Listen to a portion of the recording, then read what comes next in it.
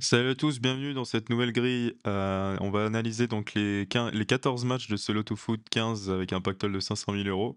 Donc, l'objectif pour aujourd'hui, ça va être, de trancher sur chacun des matchs, de vous partager nos arguments et donc de terminer avec des pronostics et avec un format donc toujours le même, 2 doubles et 2 triples pour un maximum de prises d'initiative, tout au long de cette grille avec, des très belles affiches, hein, au programme. On terminera avec, Barcelone contre Real Sociedad et on peut commencer donc avec, le Paris SG qui reçoit Auxerre.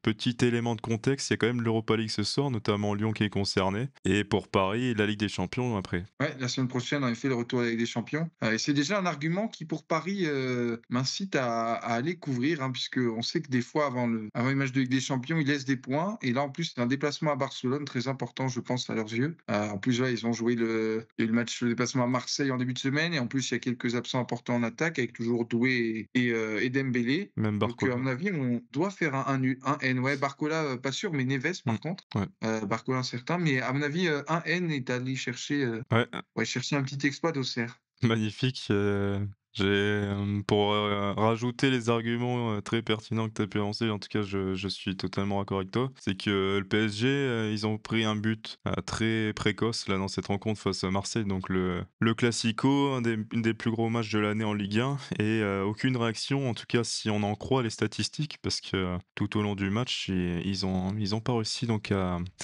à percer cette défense et à se créer des occasions. Est-ce que ce serait, révélateur, significatif après avant, donc 4 jours avant un énorme choc contre, le Barça, il y aura peut-être des changements dans l'effectif et mentalement tout ça, ça peut peser face à une équipe d'Auxerre qui n'a rien à perdre.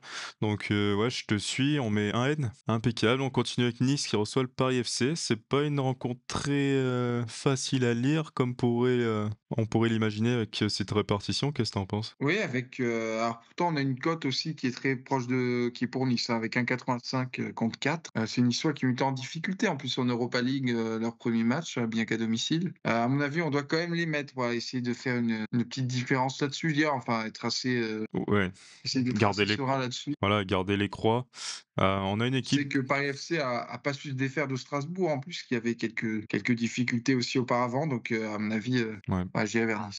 On a une équipe de Nice qui a beaucoup de mal dans ce début de saison, qui prend quand même pas mal de buts et qui joue aussi sur 2 tableaux avec, l'Europa League. À domicile, ça a été compliqué face à l'équipe de Rome, bon, qui est, Ouais, bien plus malgré solide. des effectifs de goal pas dégueux, hein. Voilà, une équipe de Rome qui était probablement bien plus sérieuse que le Paris FC. Le Paris FC quand même qui a, on le rappelle, hein, qui s'est largement renforcé, un effectif tout nouveau cette saison et cette cote de 4 est peut-être révélatrice car, moi je les aurais estimés un petit peu plus bas et c'est pour moi quand même un argument. Donc ça devrait pencher cette fois-ci en faveur des Niçois qui ont soif, hein, de gagner des points là. Ça commence à être vital pour cette, saison qui sera un peu longue.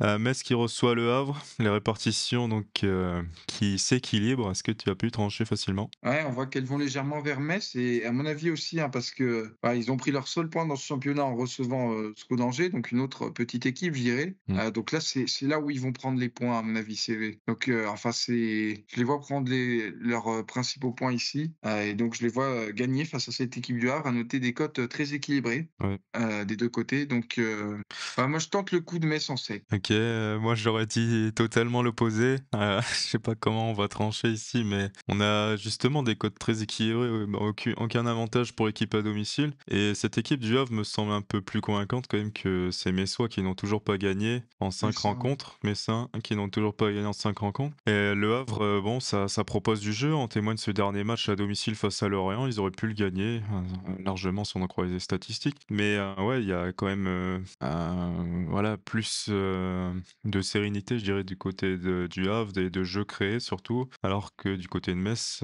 c'est le néant total.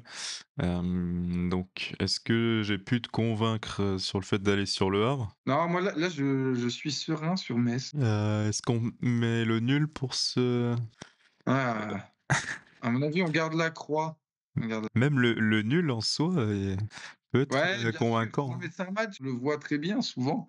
Oui, sur Ouais, Metz, bah, justement. vas-y, hein, sur le Rennes. Allez, c'est le meilleur moyen. de nous départager sans perdre de croix sur ce type de match qui est quand même assez aléatoire. Ouais. On a ensuite Angers qui reçoit Brest. Est-ce que les Brestois, vont marquer des points cette fois-ci extérieurs? Ouais, en tout cas, la répartition les voit mieux. Bon, ils ont gagné, c'est vrai, avec 3 buts d'avance contre Nice, tandis que Angers n'a pas gagné sur ses 4 derniers matchs. C'est vrai que j'ai tendance aussi à tenter Brest. Ouais, l'équipe, brestoise, quand même, un effectif avec notamment, Ludovic Ajor qui doit faire un peu mieux que ce début de saison qui est, voilà, très décevant, hein, surtout ce qu'ils ont pu, En Touzard, en plus. présenté la saison précédente. Moi, j'ai assez confiance également en l'équipe, de Brest, qui marque quand même beaucoup de buts, à l'inverse d'Angers, Mmh. justement, j'avais remarqué ça. Donc, Ouais. pour moi, l'avantage est également de côté de Brest. Il y a pas grand-chose à rajouter. En tout cas, n'hésitez pas à compléter également dans les commentaires, à échanger par rapport à tout ce qu'on peut dire et nous partager vos pronostics, c'est toujours très intéressant. Et on continue avec, peut-être le plus beau choc, de cette première partie de grille, c'est Lille qui reçoit donc, l'Olympique Lyonnais. Qu'est-ce que tu en Ouais, penses? ouais, 2 clubs qui jouent ce jeudi soir en Europa League donc. Donc au moins les 2 clubs sont également concernés, je dirais. Mais on a vu cette équipe de Lille quand même bien défaillir, du Ouais. côté de Lens, dans le derby et moi j'aime bien ce Lyon-là, donc je serais prêt à tenter le coup de Lyon en sec, je pense que toi aussi. Ouais, c'est vrai qu'on a, une équipe de Lyon, voilà, qui est troisième pour le moment, ex aequo donc, co-leaders de ce classement. Mais, est-ce qu'ils auront pas un petit trou dans l'effectif, un petit souci d'effectif, qui est, un peu moins complet que celui de Lille, je dirais? Là, ils sont en Mmh. déplacement, aux Pays-Bas, heu et puis après, ils doivent affronter Lille qui est, l'équipe, peut-être la plus prolifique, voire, la deuxième plus prolifique de Ligue 1 avec, 13 buts marqués lors des 5 derniers matchs. Après de l'autre côté, c'est ça qui est intéressant, c'est que, Lyon est la l'équipe qui a fait le plus de clean sheet. Il y a 4 matchs où ils ont pas pris de but sur 5 à l'Olympique Lyonnais, donc est-ce qu'on n'irait pas sur un nul finalement, ou alors le couvrir ce nul? Mmh, ouais, on peut. Bon, moi je sens bien Lyon en tout cas, on peut aller sur le N2, oui. OK. N2 pour aller chercher la surprise, il y a beaucoup qui vont, partir sur Lille, donc c'est intéressant. On a ensuite Rennes qui reçoit les Lensois. Dernier match de Ligue 1. Ouais, moi je les sens bien ces Lensois là, encore une fois l'équipe à l'extérieur. Ouais, on a l'impression que Rennes est reparti un peu mieux ces derniers temps, mais j'irai quand même moi sur Lens en sec. Ouais, bonne prise de risque. C'est vrai que Lens, sera peut-être porté là de cette belle victoire, dans le derby. Après c'est une équipe, qui a peut-être un peu plus de mal à l'extérieur, mais quand on voit le début de saison des Rennais, c'est très difficile de savoir sur quel pied, ils seront, cette fois-ci. Je vais te suivre, je trouve que c'est une très bonne prise de risque qui est cohérente au vu des 5 premières rencontres de ces 2 équipes respectives. Et ensuite, donc en Ligue 2, on a Saint-Étienne qui reçoit Guingamp, hein, les fameux Stéphanois qu'on retrouve à chaque grille. Ouais, ces Stéphanois, à mon avis, ils vont craquer là, à ce moment-là, parce que on voit que toutes ces victoires récentes ont été par un seul but d'écart. Et à mon avis, là, ils vont craquer. On peut tenter le nul en sec. Ouais, très bon réflexe. C'est vrai que cette équipe de Guingamp a quand même des cartes à faire valoir. Là, au classement, si on jette un œil, donc bon, Saint-Étienne a pris une longueur d'avance. Ils ont 7 points d'écart. Nous, ce qui va nous intéresser, c'est surtout d'aller chercher la surprise. Et quand je vois que Saint-Étienne est donné à 73%, comme tu l'as dit, voilà, c'est pas une équipe non plus qui écrase ses adversaires. Autant aller chercher une bonne surprise, pourquoi pas le nul, en effet. Et donc on enchaîne avec Tottenham qui reçoit Wolverhampton, la répartition qui est totalement déséquilibrée. Est-ce que tu vois une surprise à courir? Ouais, là, c'est un match compliqué, hein. On sait que c'est Tottenham, ils nous ont souvent fait des surprises.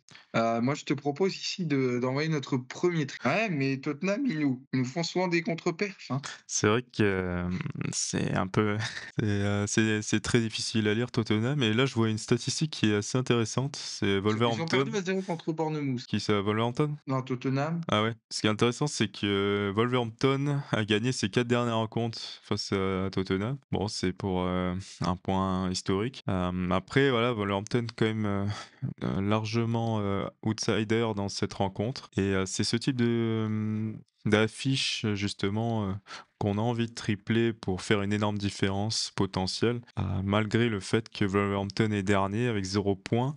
Est-ce que ça reste, toujours, une bonne prise de risque? Wolverhampton, donc ses derniers matchs, c'était, le dernier match, plutôt à l'extérieur, on va regarder donc contre Newcastle. C'est vrai que, c'est une équipe un peu, assez faible, hein, dans le jeu, comme, on a pu le voir, hein, depuis le début de cette saison et moi je les vois même descendre en Championship. Donc, je sais pas s'il faut vraiment aller chercher le triple ici. Peut-être qu'on peut rester, assez serein avec Tottenham cette fois? Non, non, non, ou le 1-2 alors, le 1-2. Faut faire une grosse diff sur celui-là, je OK, bon allez, je te suis sur le 1-2. Ça fait qu'il nous reste 2 triples, ah non, dans tous les cas, faut qu'on place un triple par rapport à nos 2 doubles. Peut-être qu'on couvre, Lille ou, on décidera à la fin si tu veux. oui, oui. Allez, Newcastle-Arsenal, la plus belle, quasiment la plus belle affiche. On verra ensuite Milan contre Naples. Je te laisse enchaîner. Ouais, on a vu quand même une équipe d'Arsenal d'un bon début de saison. Mmh.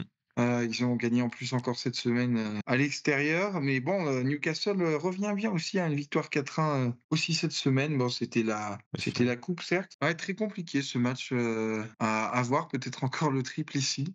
Ouais, moi je trouve que Arsenal bien plus convaincant. Là, même face à City, ils auraient pu s'imposer, mais depuis le début, voilà, c'est une équipe qui s'est construite, et qui s'est très bien renforcée en plus, au mercato, estival. C'est vrai qu'ils subissent quelques absences. On va regarder justement quels sont les absents. Il y a une petite ribambelle, mais qui s'est progressivement, amoindrie. Donc, ouais, moi je suis assez serein qu'Arsenal. Je les vois, être, un concurrent pour le titre.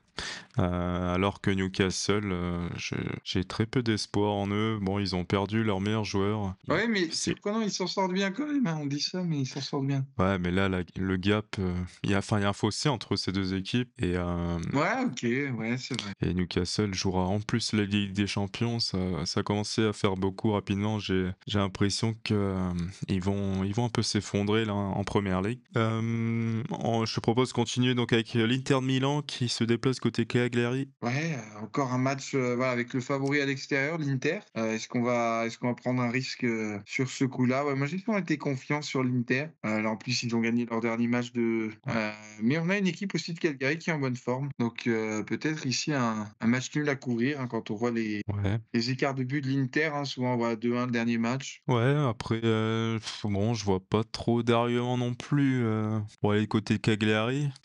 Est-ce qu'il y aurait pas Bah, ouais. l'Inter aura la Ligue des Champions. Ouais, ils ont joué qui? L'Ajax, ils se sont quand même mis en confiance. Après, à l'extérieur et ensuite ils réceptionnent donc Slavia Prague. Ouais, j'ai pas noté trop d'inquiétude là face à Cagliari, ça devrait faire. Je pense qu'on a cherché pas mal de surprises déjà. Peut-être que on en mettra Ouais, encore d'accord, dans les derniers d'accord. matchs, mais là l'Inter, je suis assez serein.